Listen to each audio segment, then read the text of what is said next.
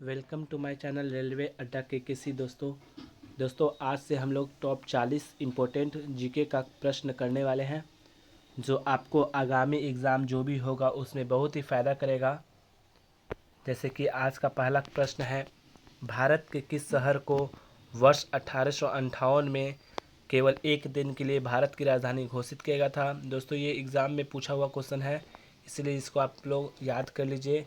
इसका आंसर सही है इलाहाबाद। इलाहाबाद जिसको अब वर्तमान में हम लोग प्रयागराज के नाम से जानते हैं, उसको केवल एक दिन के लिए भारत की राजधानी घोषित किया गया था। दूसरा क्वेश्चन है आपको, पीडीएफ का पूर्ण रूप ये सभी को याद होगा ही, पोर्टेबल डॉक्यूमेंट फॉर्मेट। ये बहुत बार भी एग्ज़ाम में पूछा हुआ है।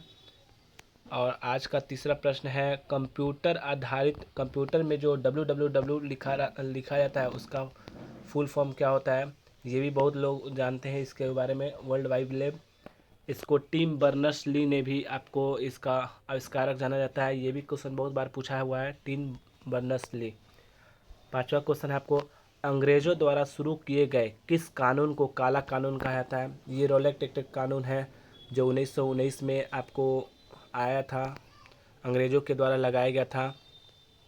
आगे दोस्तों कहते हैं, 1605 में बंगाल विभाजन के समय भारत का गवर्नर कौन था। वो सभी को जानता है, लॉर्ड कर्जन थे। उस समय भारत में जो बंगाल विभाजन के जो जन्मदाता माना जाता है, बंगाल विभाजन के जन्मदाता लॉर्ड कर्जन को जाना जाता है।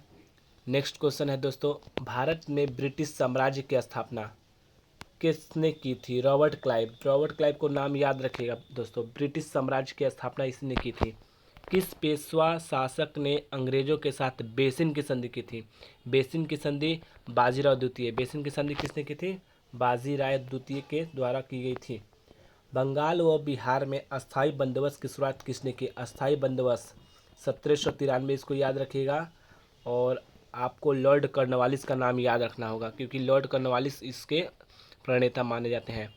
नेक्स्ट क्वेश्चन है दोस्तों, राजस्थान के भरतपुर जिला जो है उसमें लोहगढ़ नाम का एक किला है। लोहगढ़ किला ये एक बार एग्जाम में बहुत बार पूछा हुआ है क्योंकि इसको बनाया है किसने, बंदा बहादुर ने। बंदा बहादुर का भी नाम हमारे इतिहास में बहुत अच्छा है। नेक्स्ट क्वेश्चन है, संचार में आपको एमटीएस का फुल फॉर्म क्या होता है। एमटीएस होता है मोबाइल टेलीफोन सर्विस। एमटीएस का फुल फॉर्म क्या होगा, mobile telephone service. Next question, खट्टे फलों में मुख्यतः कौन सा अम्ल पाया जाता है। साइट्रिक अम्ल, जैसे नींबू हो गया, संतरा हो गया, इस सब में आपको क्या मिलेगा, साइट्रिक अम्ल मिलेगा क्योंकि खट्टे फल उसी में होते हैं। जैसे आंवला भी है, खट्टा आता है लेकिन इसमें विटामिन सी प्रचुर मात्रा में पाई जाती है। सबसे अच्छा विटामिन सी का प्रचुर मात्रा में है आंवला। भारतीय संविधान में प्रथम संशोधन 1950 में 1951 में हुआ था। 1950 में लिख दिया है, 1951 में हुआ था। और उसको 9वीं अनुसूची को जोड़ा गया था इसमें, 9वीं अनुसूची। पहले 8 अनुसूची थे लेकिन अब 9वीं अनुसूची इसको जोड़ा गया था, भूमि से संबंध है। नेक्स्ट क्वेश्चन, भारत के मूल संविधान में कुल कितनी भाषाएं हैं। मूल संविधान में वर्तमान में तो है 22 गो भाषा, लेकिन मूल में कितनी थी, 14 भाषा। भाई दोस्तों ये आराम से पढ़ लीजिएगा, मूल संविधान में पूछा है इसलिए इसका आंसर क्या होगा, 14। आगे क्वेश्चन, राजस्थान के किस शहर को झीलों की नगरी कहा जाता है। झीलों की नगरी मतलब उदयपुर। झीलों की नगरी मतलब उदयपुर, याद रखिएगा। जैसे उस ऐसी कौन सी धातु है जो चाकू के द्वारा आसानी से काटा जा सकता है। सोडियम है, पोटेशियम है, सोडियम पोटेशियम और गैलियम। गैलियम जो हथेली पे रखिएगा तो ये गल जाएगा आसानी से, इसको भी आप याद रखिएगा। आगे जैसे क्वेश्चन है क्या, किस भारतीय क्रांतिकारी ने कहा था कि भारतीय स्वतंत्रता हमारा जन्मसिद्ध अधिकार है, हम उसे लेकर रहेंगे। बाल गंगाधर तिलक। ये तो बहुत पुराना क्वेश्चन है बाल गंगाधर तिलक का। आगे क्वेश्चन है, भारत में सफ़ेद क्रांति के जनक डॉक्टर वर्गीज कुरियन। भारत में सफ़ेद क्रांति के जनक किसको कहते हैं, वर्गीज कुरियन को जानता है। सफ़ेद क्रांति का सबको जानता है कि दूध उत्पादन से संबंध रखते हैं।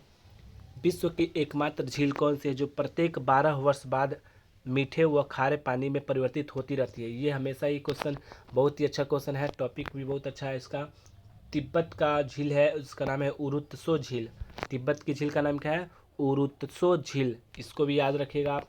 नेक्स्ट क्वेश्चन है, किसी भी राज्य में संवैधानिक तंत्र विफल होने पर भारतीय संविधान के किस अनुच्छेद के द्वारा राष्ट्रपति शासन आएगा, तो 356 आएगा। राष्ट्रपति शासन लगाया जाएगा किसी भी राज्य में 356 के तहत लगेगा, जबकि वित्तीय अनुपात लगेगा 360 के। वित्तीय अनुपात मतलब 360। और नेक्स्ट क्वेश्चन है, किस संविधान संशोधन के द्वारा 6 से 14 वर्ष के बच्चों को शिक्षा का अधिकारों को मूल अधिकार के रूप में, तो ये सबको जानता है 86 संविधान संशोधन 2002।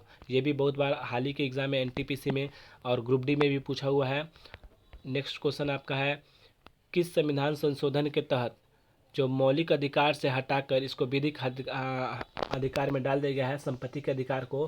तो 44वां संविधान संशोधन कब हुआ था? 1978 में। कितना बार वर्ष भी पूछ लिया है आपको, लेकिन याद रखिए 1978 44वां संविधान संशोधन के तहत।